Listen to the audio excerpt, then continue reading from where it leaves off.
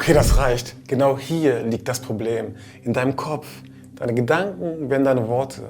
Deine Worte werden deine Handlungen. Deine Handlungen bestimmen deine Gewohnheiten. Und deine Gewohnheiten formen deinen Charakter. Das ist der Grund, warum so viele Menschen das Gefühl haben, dass sie nur der Spielball ihrer äußeren Begebenheiten wären und dementsprechend keinen Einfluss darauf nehmen könnten, wie der Ball sich bewegt. In unserem letzten Video aus dieser Reihe zum Circle of Influence haben wir dir vorgestellt, dass du immer einen Einflussrahmen hast und dementsprechend auch immer Gestalter deiner Welt sein kannst.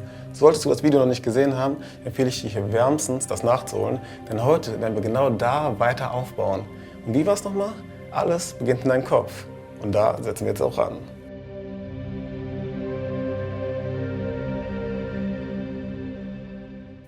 Das Bild, das wir von uns selbst haben, ist sehr stark dadurch geprägt, wie unsere Mitmenschen uns wahrnehmen. Du bist unpünktlich. Ist doch kinderleicht. Warum verstehst du das nicht? Wow, machst du das gut. Du bist ein richtiges Talent. Mathe liegt dir einfach nicht. Kein Wunder, dass du schnell bist. Schwarze sind halt super athletisch.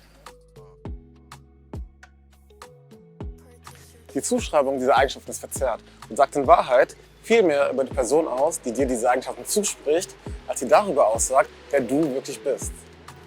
Der Einfluss deiner Umwelt auf deine Persönlichkeit wurde in der Psychologie bereits ausgiebig erforscht und auch schon nachgewiesen. Deshalb jedoch anzunehmen, dass deine Umwelt dich definiert und du dementsprechend gar keinen Einfluss darauf hast, wer du bist, wäre nochmal eine ganz andere Geschichte. Aber das bringt uns auch schon zum Thema des heutigen Videos: Proaktivität. Hört man das Wort Proaktivität, könnte man annehmen, dass es einfach nur darum geht, aktiv zu werden. Dabei geht es um so viel mehr. Und zwar darum, zu verstehen, dass man selbstverantwortlich für sein eigenes Leben ist. Das englische Wort für Verantwortung, Responsibility, bringt das perfekt auf den Punkt. Responsibility. Die Fähigkeit, Ability, auf verschiedene Begebenheiten eine Antwort, Response, finden zu können. Selbstverantwortlich zu sein bedeutet somit, in der Lage zu sein, auf verschiedene Begebenheiten und Umstände, die einem im Leben begegnen, immer eine passende Antwort finden zu können. Proaktivität verbindet also die Eigenschaft, auf jegliche Lebenssituation eine passende Antwort finden zu können, mit der Eigeninitiative auch wirklich Gebrauch von ihr zu machen. Denn erst deine Handlung macht den Unterschied. An sich sind Menschen proaktive Wesen. Die Entscheidung, sich von ihrer Umgebung kontrollieren zu lassen, treffen sie entweder bewusst oder aber sie nehmen es halt einfach als gegeben hin. Beides sind Entscheidungen und in beiden Fällen werden sie reaktiv. Sprich, anstelle einer der 22 aktiven Spieler auf dem Fußballfeld zu sein, werden sie zum Spielball, der von den anderen einfach nur noch herumgekickt wird. Der Unterschied zwischen reaktiven und proaktiven Menschen lässt sich ganz einfach beobachten. Zum Beispiel werden reaktive Menschen sehr oft vom Wetter beeinflusst. Scheint die Sonne, geht es ihnen gut. Regnet es jedoch, geht es auch direkt mit der Leistung und der Laune in den Keller. Proaktive Menschen tragen hingegen ihre eigene Sonne, ihr eigenes Wetter in sich. Das bedeutet, ob die Sonne draußen scheint, macht für sie keinen Unterschied. Sie sind von ihren Werten getrieben. Und wenn ihre Werte ihnen sagen, dass sie arbeiten wollen oder dass sie zum Sport gehen, dann ziehen sie das durch. Ganz egal, ob die Sonne scheint oder nicht. Reaktive Menschen reagieren aber nicht nur aufs äußere Klima, sondern auch aufs soziale Klima. Sind ihre Mitmenschen gut zu ihnen, werden sie dadurch beflügelt und fühlen sich gut. Sind sie jedoch schlecht zu ihnen, lassen sie sich davon auch herunterziehen. Ihr emotionales Gleichgewicht ist somit abhängig von anderen Menschen. Das bedeutet aber auch im Umkehrschluss, dass sie zulassen, dass die emotionalen Schwächen anderer negativ auf sie abfärben.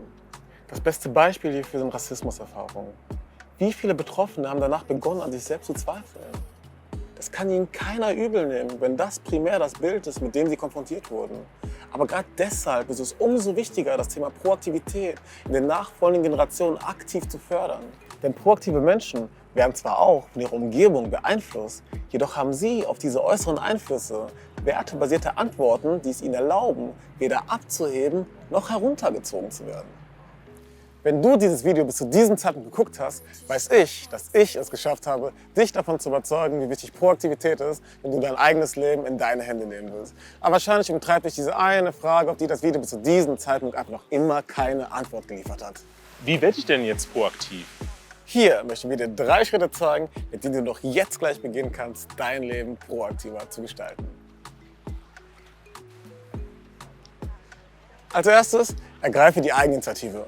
Im Laufe meiner Karriere werde ich immer wieder gefragt, John, was muss ich dafür tun, um mich beruflich weiterzuentwickeln? Auf die Frage gebe ich jedem die gleiche Antwort. Ergreife die Eigeninitiative.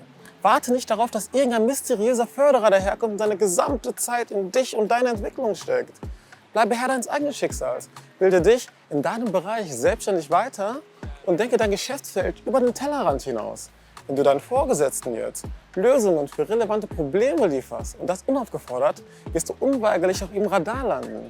Wenn du das wiederholst, werden sie irgendwann beginnen, dich aktiv in Problemstellungen mit einzubeziehen. Und wenn es dann an der Zeit ist, frei gewordene Stellen oder neu kreierte Stellen nachzubesetzen, werden sie dich als erstes mit berücksichtigen.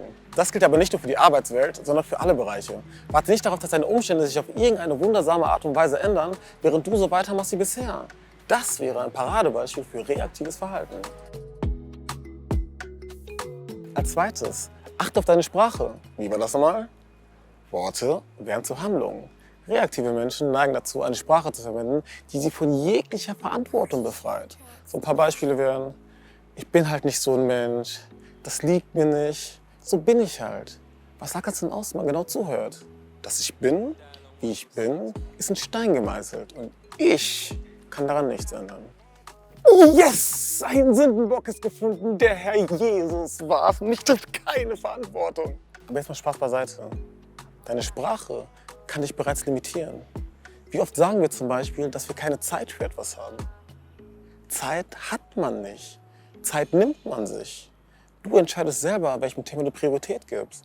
Sei es, dass du dich entscheidest, zur Arbeit zu gehen oder aber dich dazu entscheidest, Zeit mit deinen Freunden zu verbringen, anstelle die mit deiner Familie zu verbringen. In dem Moment hat das eine Thema für dich persönlich einfach die höhere Priorität. Und du musst dir dieser Konsequenzen bewusst sein. Also achte wirklich mal darauf, statt ich muss zu sagen, ich möchte oder ich habe mich dazu entschieden zu sagen, anstatt von da kann ich nichts machen, dich aktiv mit den Alternativen auseinanderzusetzen. Du wirst sehen, dass die allerwenigsten Situationen wirklich in Stein gemeißelt sind und es ist ein so unfassbar befreiendes Gefühl, wenn man sich dessen endlich bewusst ist. Zuletzt lege deinen Fokus auf die richtigen Dinge. Jeder von uns trägt eine gewisse Menge Energie in sich herum, die im Laufe des Tages sinkt. Je nachdem, was wir tun, gibt es Dinge, die weitere Energien in uns freisetzen oder aber auch Dinge, die wahrste Energiefresser sind, die uns einfach nur fertig und kaputt zurücklassen. Einer der größten Energiefresser, die es gibt, ist es, sich auf Dinge zu fokussieren, die man nicht beeinträchtigen kann. Im letzten Video haben wir den Circle of Concern vorgestellt, sprich Dinge, die dich zwar beeinflussen, aber an denen du noch nichts ändern kannst. Und da gibt es halt so dieses Paradebeispiel, sich über schlechtes Wetter abzufacken. Jetzt voll ohne Spaß. Man steckt seine Energie da rein, sich über das Wetter abzufacken. Und das Ergebnis ist, du fühlst dich am Ende noch beschissener, während das Wetter gleich geblieben ist. Diese Energie, die du da jetzt verloren hast, fehlt dir aber, um sie jetzt in etwas Produktives, Konstruktives, Positives zu stecken, das sich innerhalb deines Circle of Influence befinden würde. Proaktive Menschen fokussieren sich daher ausschließlich auf Dinge, die sie auch wirklich beeinflussen können, weil alles andere halt total sinnlos wäre. Ich meine, am Ende fühlst du dich schlechter, schaffst weniger und um das abzurunden, bleibt die Situation ja gleich beschissen. Merkst du selbst, oder? Zum Schluss habe ich jetzt noch eine kleine Aufgabe für dich.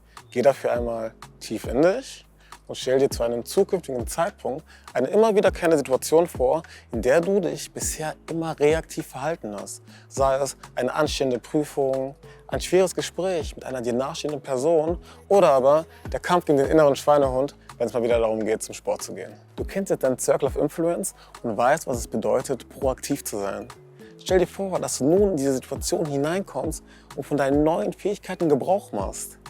Mal dir dafür vor deinem inneren Auge aus, wie du in die Situation hineingerätst und dich diesmal proaktiv verhältst und dich nicht von deinen Umständen beschränken lässt. Nimm dir wirklich Zeit, um das einmal auf dich wirken zu lassen. Du wirst direkt merken, was für einen Unterschied das macht. Und das gerade war der erste Schritt auf dem Weg, aktiv deine Gedanken zu deinem neuen Verhalten zu machen. Welche Erfahrungen hast du bereits mit reaktivem Verhalten gemacht? Sei es bei dir selber oder bei deinen Mitmenschen? Gab es bei dir in der Vergangenheit Situationen, in denen du dir gewünscht hättest, proaktiver zu handeln? Schreib es uns jetzt in die Kommentare und wir werden gemeinsam mit dir Lösungen für die Situation finden. In diese Videoreihe fließt so unfassbar viel Herzblut, weil das ein Thema ist, von dem wir überzeugt sind, dass es so unfassbar vielen Menschen weiterhelfen kann, gerade auch bei uns in der Community. Von daher, spread the word, sorgt dafür, dass dieses Video die Runde macht. Teilt es mit Menschen, von denen ihr der Meinung seid, dass es ihnen weiterhelfen kann. Ansonsten freuen wir uns natürlich wie immer über euer Feedback und über einen Daumen nach oben, wenn euch das Video gefallen hat. Wir sehen uns in einer Woche wieder und bis dahin wünsche ich euch erstmal einen schönen Tag. Macht es gut. Ciao, ciao.